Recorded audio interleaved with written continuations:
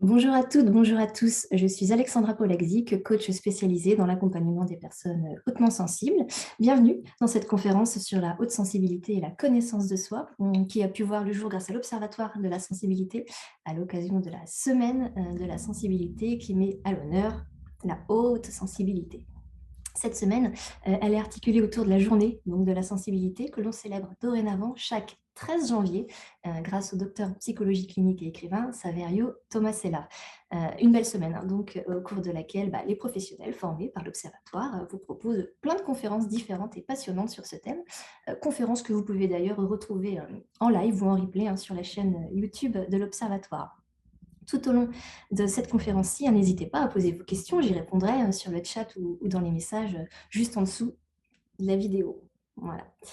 Euh, alors, j'ai toujours su que j'étais particulièrement sensible, je le reconnaissais volontiers, sans savoir concrètement ce que ça impliquait, ce que ça voulait dire au-delà d'avoir la larme facile, une forte empathie, une grande émotivité et l'envie de sauver l'humanité. Bref.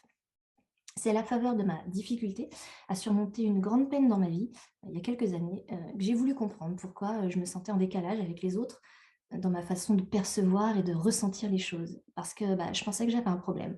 Qu'est-ce qui pouvait donc bien clocher chez moi? Je me suis longtemps interrogée dessus.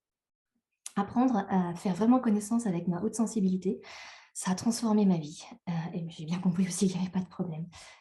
Apprendre à faire connaissance avec votre haute sensibilité, ça peut également transformer votre vie. Allez, c'est parti.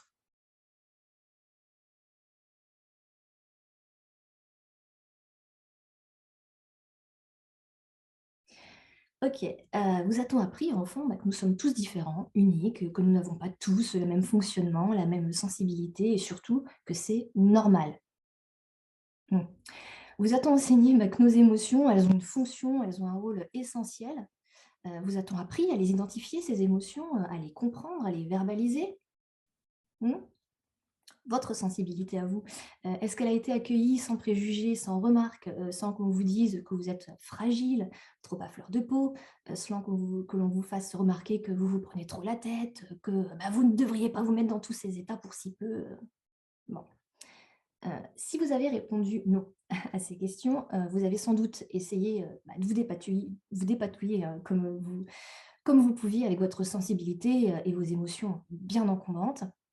Et vous avez sans doute essayé de vous adapter bon an, mal an pour rentrer dans le moule, le fameux moule, pour être et faire ce que les autres attendaient de vous ou ce que vous supposiez qu'ils attendaient de vous. Tout ça afin d'être accepté, apprécié, aimé, validé, tout en ayant quand même l'impression de venir d'une autre planète.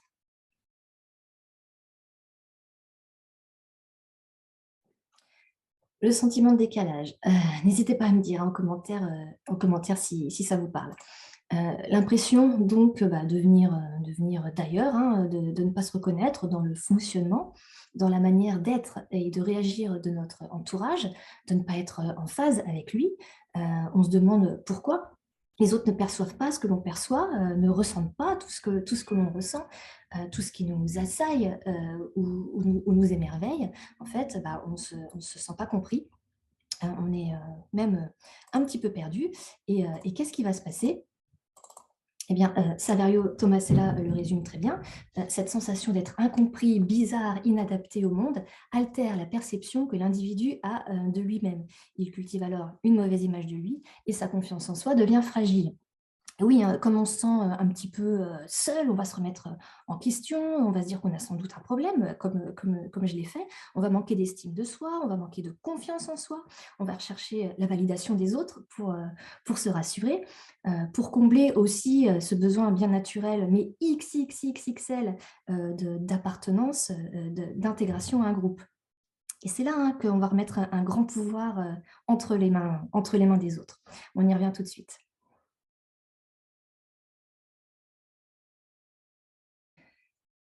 Le regard des autres, ce fameux regard, des autres, il va revêtir une importance et une influence capitale dans notre vie. Alors heureusement, toutes les personnes très sensibles ne vont pas être confrontées à un regard dur et réprobateur de la part de leur entourage. Certains vont être accueillis, comme ils sont et c'est tant mieux, c'est formidable. Mais si vous entendez depuis l'enfance, qu'être sensible, c'est une faiblesse que vous êtes trop ceci, trop cela, que vous prenez les choses trop à cœur, qu'il faut prendre sur vous, vous endurcir, qu'on peut rien vous dire, bon, j'en passe et des meilleurs. Bon, ça va pas vous aider, hein, certainement, à porter un regard objectif et juste sur votre haute sensibilité. Si vous ne connaissez pas votre haute sensibilité, si vous ne connaissez pas bien qui vous êtes, qu'est-ce qui va se passer? Eh bien, bah, vous n'allez pas être pleinement acteur, actrice de votre vie. Vous allez laisser le regard des autres vous dire qui vous êtes. Vous allez remettre entre leurs mains le pouvoir de vous définir. Et s'ils ne sont pas éclairés sur la haute sensibilité, s'ils essayent de vous aider en vous invitant à lâcher prise, arrêter de vous torturer l'esprit, à voir les choses du bon côté, à prendre du recul, ça peut partir d'un bon sentiment, hein, tout ça, mais est-ce que ça a déjà marché un jour? Si certains d'entre eux, par ailleurs, stigmatisent ou jugent votre sensibilité, j'y reviendrai un petit peu plus tard, et que leur regard, bah, il a une grande influence sur vous, il y a peu de chances, hein, pour que vous fassiez ami-ami avec votre nature sensible. Mais on a un antidote à ces situations délétères.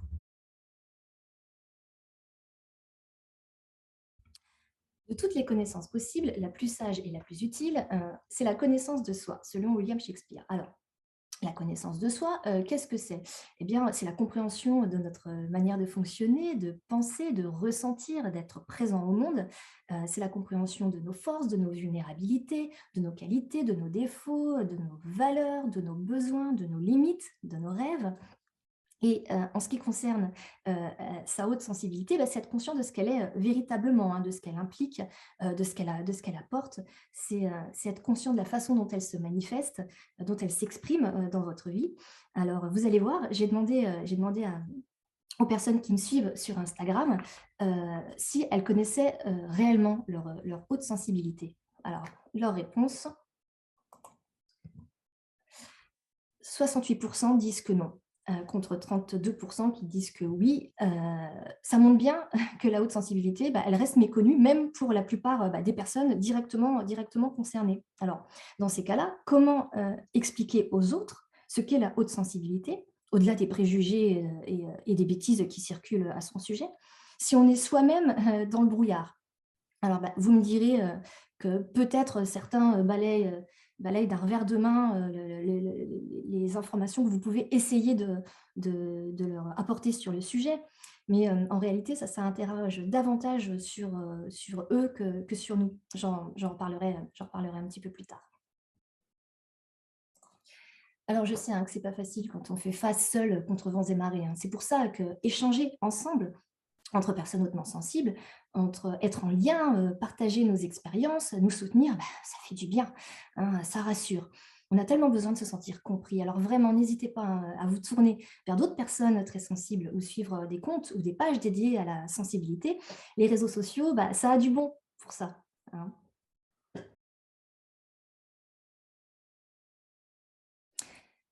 Alors ça veut dire quoi, être hautement sensible? Ça veut dire vivre et ressentir, les émotions et les sensations, plus intensément que la moyenne. Heu, je vous propose là de vous donner quelques petites infos, en vrac, sur la haute sensibilité. Hem, 30 de la population sont, hautement sensibles. Ça fait quand même pas mal de monde, non? On imagine toujours, qu'on est un petit peu seul et tout, mais vous vous imaginez dans une pièce, il y a 10 personnes, bah, 3 personnes, sont potentiellement hautement sensibles. Ça aussi, c'est un petit peu rassurant quand même. 50 d'hommes, 50 de femmes. Et oui, la haute sensibilité, elle ne concerne pas uniquement les femmes, hein, contrairement aux idées reçues bah, qu'on peut voir circuler assez régulièrement. La sensibilité n'est pas synonyme de féminité, elle est synonyme d'humanité. Alors là aussi, ça vient tordre le cou, aux idées reçues. Sensibilité n'est pas non plus synonyme d'introversion. On voit bien, 33 de personnes sont introverties, 33 sont extraverties et 34 ambiverties. Alors ambiverti, c'est quoi? Bah, c'est qu'on est un peu des 2, hein. On bascule en fonction des situations, des personnes et cetera, bah, entre l'introversion et l'extraversion. Le terme hypersensibilité n'est pas approprié, celui de haute sensibilité, oui. Ah, alors, ce terme d'hypersensibilité, en fait, il a été choisi lors la traduction d'un ouvrage d'Hélène Aron dans les années 90. Hélène Aron, je vais en reparler un petit peu plus tard aussi. Hélène Aron, c'est une psychologue et chercheuse américaine qui dédie sa vie professionnelle à la haute sensibilité et qui est la première personne dans cette société moderne à s'y être un petit peu intéressée. Et donc, quand elle a publié son ouvrage, que l'ouvrage a été reçu en France, bah, voilà, l'ouvrage a dû être traduit et la haute sensibilité a été traduite par le terme d'hypersensibilité. Et donc, on est le seul pays, hein, enfin, en tout cas le monde francophone, à l'avoir traduit ainsi, parce que partout ailleurs, c'est haute sensibilité. Donc, le terme d'hypersensibilité, de base, il n'est pas approprié. Hypersensibilité, en médecine, c'est un trop de quelque chose, un excès de quelque chose, etc. Et ça n'a absolument, mais absolument rien à voir avec la haute sensibilité dont on parle ici. Et alors, vous allez me dire, OK, mais alors pourquoi même vous, les professionnels, bah, vous employez ce terme de haute sensibilité, d'hypersensibilité, pardon? Eh bien, très bonne question. En fait, on parle de l'hypersensibilité pour que vous puissiez, quand vous cherchez des infos dessus, bah, nous trouver et avoir les bonnes infos dessus. Ce terme, il a été tellement adopté que maintenant, c'est un peu compliqué pour revenir en arrière. Donc, on met ce terme-là pour en parler dans un premier temps, pour que vous puissiez avoir les bonnes infos. Mais ensuite, quand on est en lien avec vous ou quand vous lisez un article sur des personnes qui sont formées sur la haute sensibilité, bah, vous voyez tout de suite, hein, que le switch se fait et qu'on ne parle plus d'hypersensibilité. Bref, je ne sais pas si j'étais très claire, mais bon. Alors, la haute sensibilité, elle n'est ni une maladie, ni un trouble du comportement, ni un défaut, ni une faiblesse. C'est quand même dingue de devoir encore aujourd'hui le préciser. Euh, c'est pas une maladie, c'est pas un trouble du comportement, c'est pas un défaut, c'est pas une faiblesse. Hum. Et donc, comme ce n'est pas une maladie, bah, elle ne se diagnostique pas, hein, car elle n'a pas de symptômes, mais des caractéristiques qui peuvent être explorées dans des tests. Et ça, d'ailleurs, on y reviendra un petit peu plus tard. Alors, je vous propose maintenant qu'on explore les caractéristiques de la haute sensibilité. Et c'est là qu'intervient à nouveau Hélène Aron. C'est elle qui les a identifiées, ces caractéristiques. Et vous allez voir, c'est assez intéressant. Alors, les caractéristiques de la haute sensibilité. Le traitement en profondeur des informations. Alors, qu'est-ce que ça veut dire? Ça veut dire qu'on est un peu, comme un scanner H24, hein, on dissèque tout. Notre mental, il est actif, il est bavard, il est agité. On a un grand besoin de comprendre les choses, de leur donner du sens. On s'interroge en profondeur sur à peu près tout ce que l'on vit, hein. Tout est étudié dans le moindre détail. Des études, hein, d'ailleurs, confirment que les personnes hautement sensibles, elles mobilisent davantage les parties de leur cerveau servant justement au traitement approfondi des informations. Et tout ça, c'est très énergivore. Je pense que vous voyez de quoi je parle. La surstimulation. Alors, la surstimulation, c'est ressentir et réagir plus intensément aux stimuli internes, les pensées, les émotions, les sensations, et à ceux de notre environnement, comme les bruits, les lumières, les odeurs ou encore les interactions sociales. On a un système nerveux particulièrement réactif. La conséquence, c'est qu'on sature très vite et qu'on fatigue mentalement et physiquement bien plus vite que d'autres. Donc, en soirée, on peut avoir envie de rentrer plus tôt ou de s'isoler un petit peu pour souffler un petit peu. Parce qu'effectivement, voilà, notre système nerveux fait qu'on a besoin de se reposer plus régulièrement. Et ça, quand ce n'est pas compris, ni de soi, ni des autres, ça peut être questionnant. Mais en fait, c'est normal.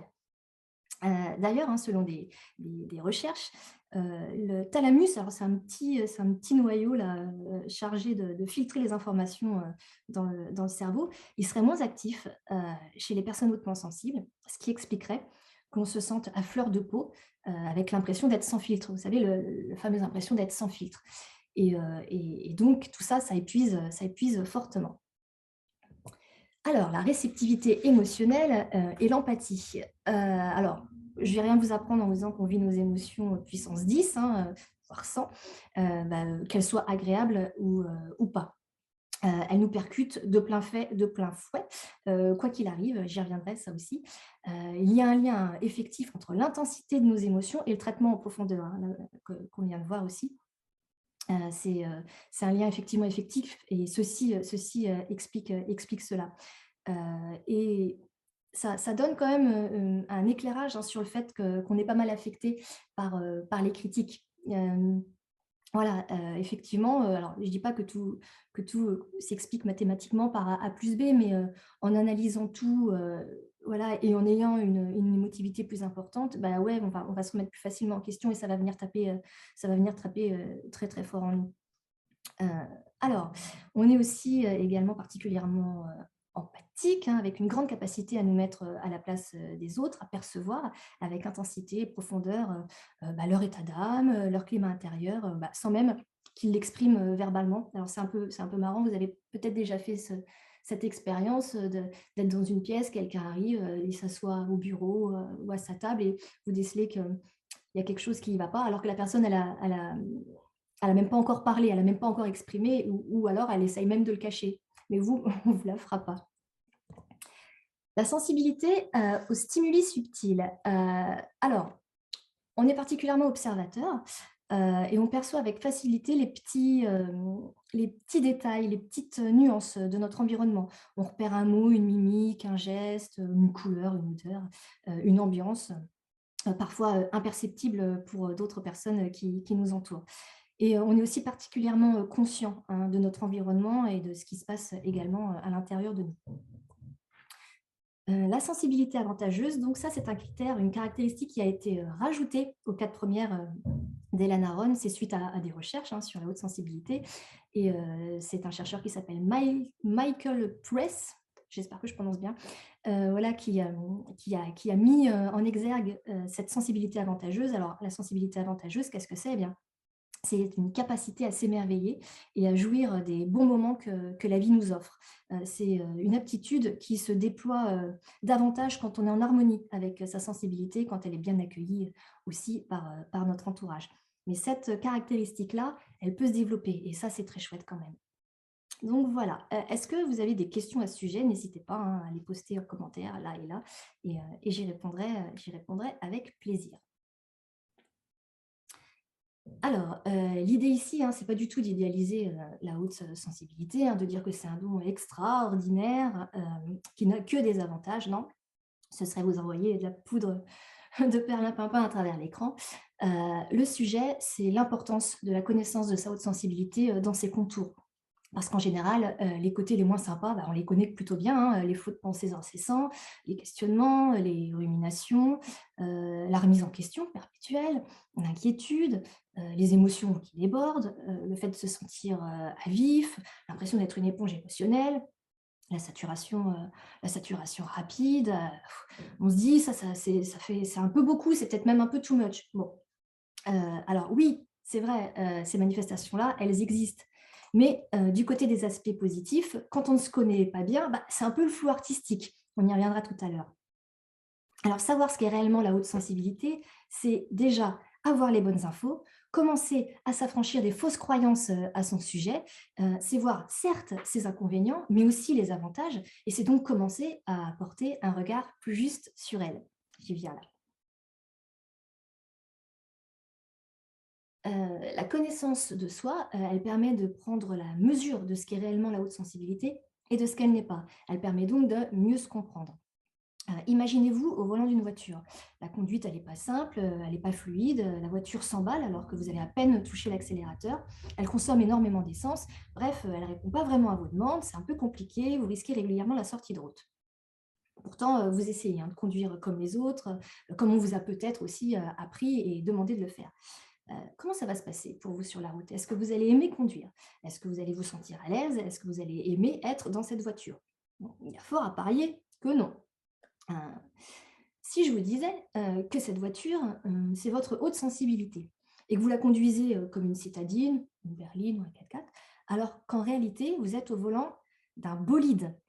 En comprenant, ce qu'est votre voiture, bah, vous ne la conduirez plus du tout de la même façon et votre expérience sur la route, elle va nécessairement être toute différente. Eh ben là, c'est pareil. En comprenant ce qu'est votre haute sensibilité, bah, vous essayerez moins de vous conformer à un fonctionnement qui n'est pas le vôtre. Et votre rapport à vous-même va être bien différent. Alors, j'aurais pu aussi vous parler d'une histoire que vous avez sans doute peut-être déjà entendue quand vous étiez enfant. C'est celle du vilain petit canard, hein, qui finit par se déployer et s'épanouir quand il comprend qu'il est un cygne. Donc, quand il comprend quoi? Quand il comprend qui il est vraiment.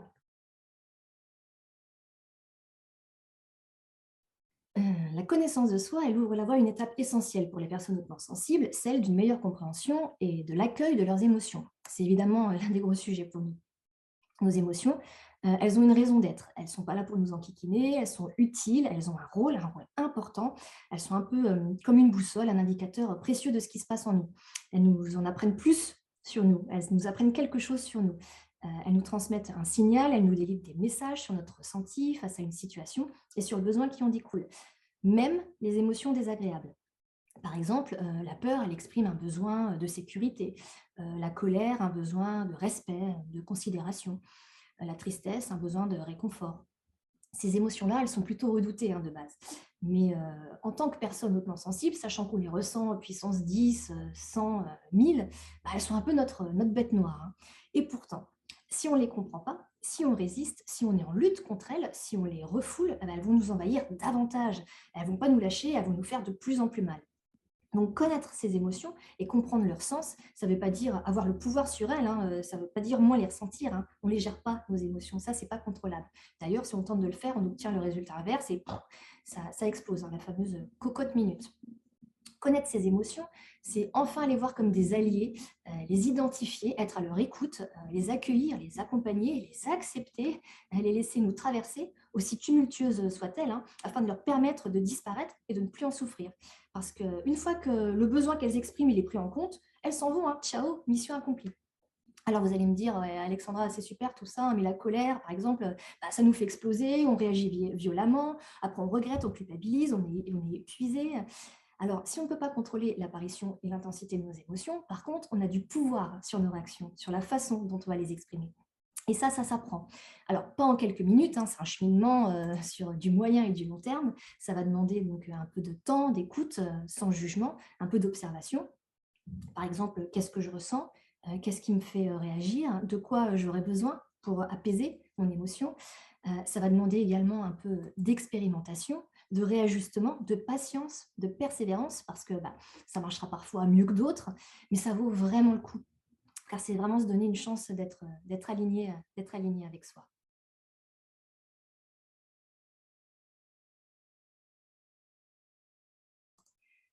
La connaissance de sa haute sensibilité, eh bien, ça permet de prendre conscience des avantages, des points forts de ce tempérament. La plupart des personnes que j'accompagne me disent qu'elles subissent leur haute sensibilité, qu'elles la vivent comme un fardeau, comme une faiblesse. Elles n'y voient pas de bénéfices, seulement des difficultés.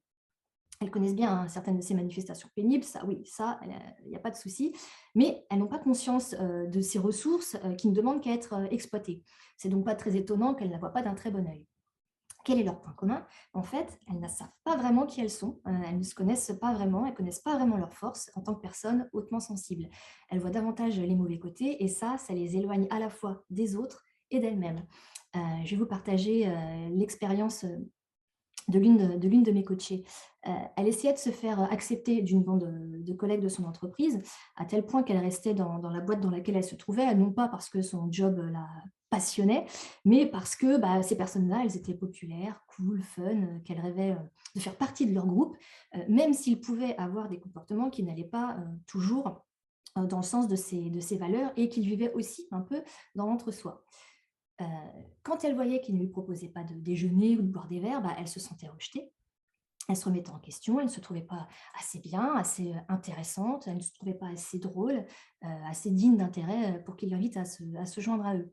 Au niveau de son estime et de sa confiance en elle, voilà, il chutait, vertigineusement et quand il lui accordait un peu d'attention, à contrario, ça lui faisait sa journée. Donc son moral, il a fait le yo-yo comme ça, bah, pendant plusieurs mois en fonction de l'attitude de ce fameux groupe. Au fil de nos séances, en partant à la rencontre de sa sensibilité, en faisant vraiment connaissance avec elle, elle a remarqué que, en fait, dès le début, elle n'arrivait pas à être pleinement naturelle avec ses fameux collègues dont elle voulait devenir amie. Et puis, elle a compris, quand elle porte un masque en présence d'autres personnes, quand elle n'arrive pas à être pleinement elle-même, son intuition sensible lui indique que ces personnes-là, elles ne sont pas bonnes pour elle, voire même toxiques. Elle a compris que sa haute sensibilité, c'était un guide et elle a découvert qu'elle pouvait faire confiance à son intuition. Alors, au final, elle a arrêté de vouloir faire partie de ce groupe et elle a même fini par changer d'entreprise. Mais alors, qu'est-ce qui se serait passé pour elle si elle n'avait pas fait ce travail de pleine connaissance de sa haute sensibilité, si elle n'était pas partie à la rencontre de sa haute sensibilité? Combien de temps, combien d'énergie, quel degré de confiance en elle, elle serait encore en train de perdre aujourd'hui pour plaire à ces personnes? Hum, Bien connaître notre haute sensibilité, c'est avoir bien sûr conscience de ses inconvénients, mais c'est aussi avoir conscience de ses avantages pour pouvoir les cultiver et prendre davantage confiance en soi. D'ailleurs, si je reçois, de nombreux messages, hein, évidemment, de personnes qui me disent que leur sensibilité est un problème, j'en reçois aussi plein d'autres qui me disent qu'elles la vivent très bien. Pourquoi? Parce qu'elles sont connectées à elles. Alors, et vous? Est-ce que vous connaissez suffisamment votre haute sensibilité pour avoir conscience de vos forces et de vos talents sensibles? Mmh, commentaire ici. Alors, un petit rappel de ces avantages et intuition, donc, une grande imagination, la capacité d'émerveillement, un haut niveau d'empathie, avec l'aptitude de ressentir l'humeur et les émotions des autres qui permet une forte connexion à eux, un sens du détail et de l'observation particulièrement développé, une compréhension rapide des situations, une grande lucidité, une belle créativité, la révolte contre les injustices qui permet de faire avancer quand même des choses dans ce bas monde, la recherche d'authenticité, une vie intérieure riche, une connexion profonde au monde. Alors, cette liste, elle est évidemment, bien sûr, non exhaustive, hein, à vous de la prolonger.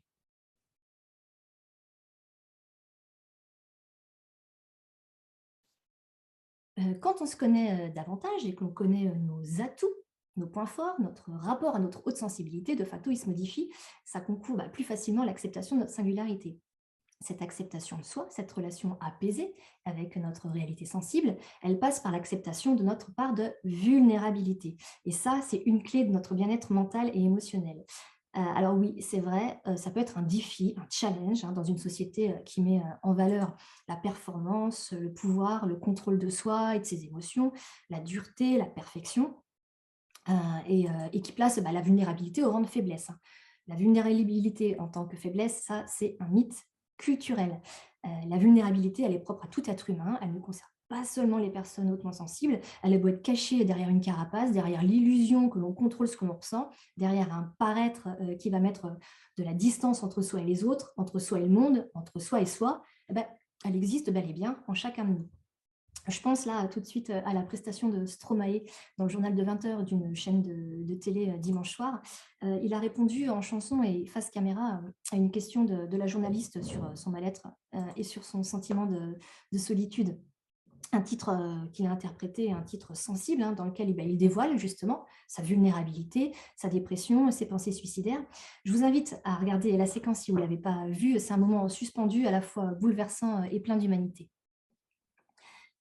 Reconnaître sa part de vulnérabilité, être OK avec elle, alors ça demande du travail sur soi, hein, comme l'accueil de ses émotions d'ailleurs, hein. Et c'est faire preuve de courage, hein, c'est balayer les faux semblants, c'est réhumaniser, nos relations, notre environnement, c'est se reconnecter, avec, l'authenticité et c'est là que l'on transforme notre vulnérabilité en force, que l'on s'autorise à être pleinement soi-même avec nos points forts et nos points faibles et que l'on chemine vers l'acceptation de soi, malgré de potentielles remarques pas toujours très agréables à entendre. On y vient.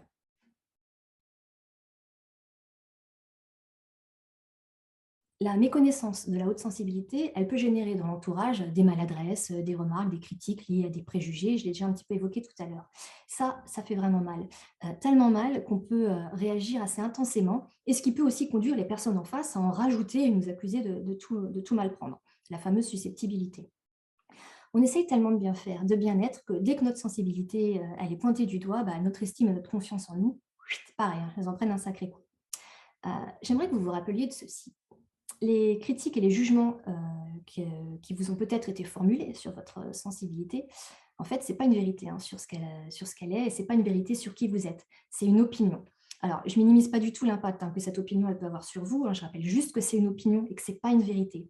Donc, même si cette subjectivité, elle est parfois collective, puisque la sensibilité, elle n'est pas encore pleinement valorisée dans notre société, même s'il y a du progrès, cette subjectivité, elle est construite sur une ignorance totale de ce qu'est la haute sensibilité. C'est pour cette raison que l'on essaye de faire bouger les choses à notre échelle, nous les professionnels, notamment au sein de l'Observatoire de la sensibilité, via ces conférences dans nos métiers respectifs ou encore sur nos réseaux sociaux. Cette opinion, donc ces préjugés, parlent en réalité bien plus de celui qui émet les critiques que de celui qui les reçoit. Vous savez, le fameux effet miroir. Donc, quand vous entendez ces critiques, demandez-vous ce que ces remises en question de votre sensibilité, elles disent non pas de vous, mais de ceux qui les formulent. Alors, peut-être un embarras face à leur propre sensibilité, qui préfèrent refouler, une gêne face aux émotions voilà, qui n'ont pas appris, eux non plus, à comprendre et à accueillir. Ou encore, pourquoi pas, peut-être une petite difficulté à développer de l'empathie. Enfin bon, bref. En fait, c'est là que mieux se connaître, ça permet vraiment de prendre un petit peu de distance avec les préjugés, même si ça peut toujours agacer. On va pas se mentir. En tout cas, au fil du temps, on se remet moins en question, et voire peut-être même plus du tout avec un petit peu d'entraînement et ça joue aussi grandement sur, l'estime de soi, la confiance en soi, et l'amour que l'on se porte.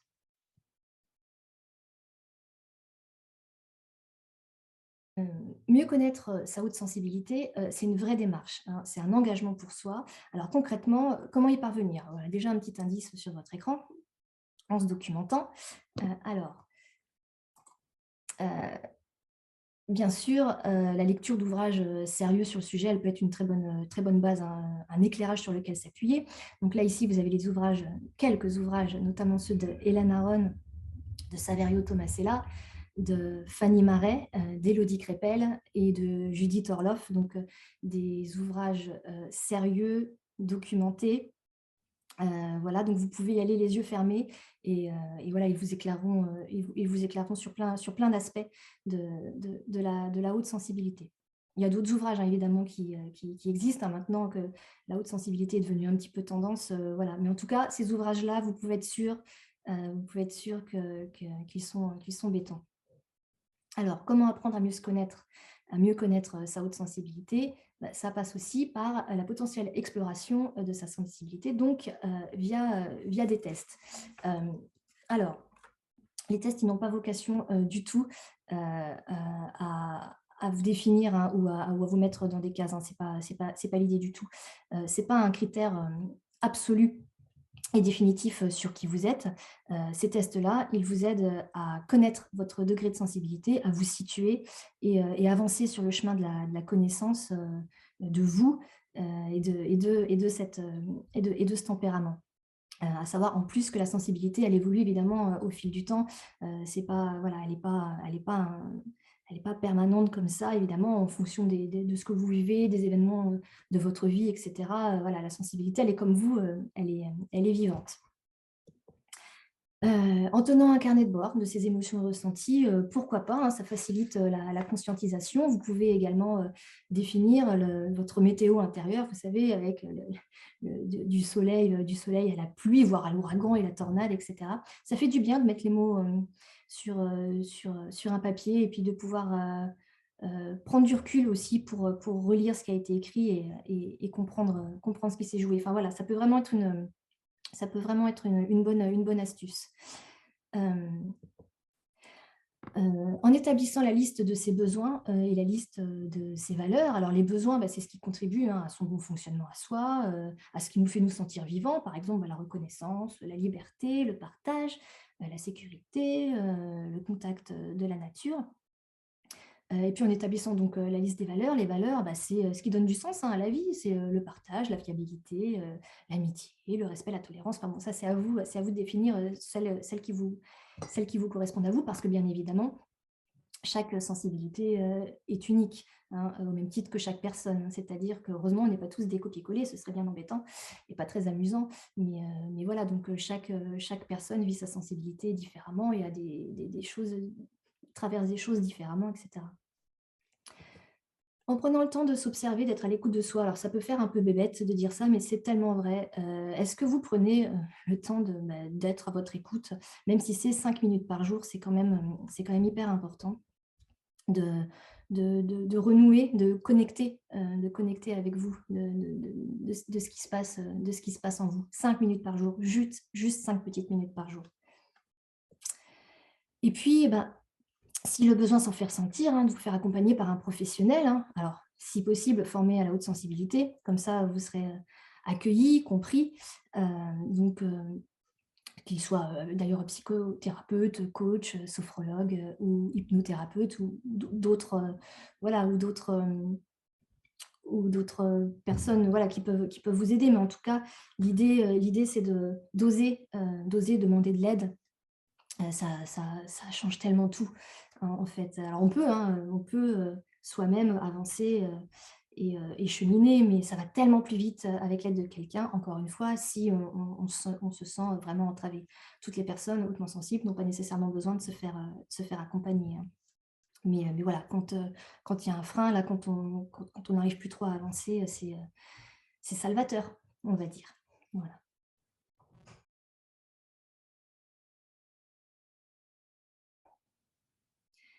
La connaissance de votre haute sensibilité, c'est une étape incontournable pour pouvoir comprendre, accueillir, apprivoiser, vous réapproprier votre tempérament sensible, pour pouvoir porter un regard bienveillant sur lui et même l'aimer, en dépit des difficultés que vous pouvez rencontrer. La connaissance de votre haute sensibilité, elle vous donne aussi un pouvoir, celui de la reconquête de soi, pour être pleinement acteur, actrice de votre vie, pour vous sentir plus libre d'être vous-même. Et ça vaut plutôt le coup, non? Mmh.